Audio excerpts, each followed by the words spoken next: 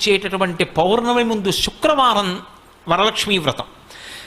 ఆ రోజు తిథితో సంబంధం లేదు, వారంతో సంబంధం. ఏ తిథి ఉంది, ద్వాదశి ఉందా, త్రయోదశి ఉందా, చతుర్దశి ఉందా, లేకపోతే ఏకాదశి ఉందా, పంచముందా, సప్తముందాతో సంబంధం లేదు. చివరికి వచ్చేస్తుంటుంది శుక్లపక్షం. పౌర్ణమి ముందు శుక్రవారం ఏమొస్తుందో ఆ శుక్రవారం నాడు వరలక్ష్మీ వ్రతం చేస్తారు. వరలక్ష్మీ వ్రతం చెయ్యడానికి అసలు ఈ వ్రతం ఉన్నది అని మొట్టమొదట లక్ష్మీదేవి ఎవరికి చెప్పింది? చారుమతికి చెప్పింది. తెల్లవారు లేస్తే మనం కథ చదువుతాం. చారుమతి ఆ మాటకు అర్థం ఏమిటి? నిజానికి అద్భుతమైనటువంటి పేరు, ఆడపిల్లలకి పెట్టడానికి పరమయోగ్యమైనటువంటి పేరు చారుమతి. ఎంత చక్కటి పేరు!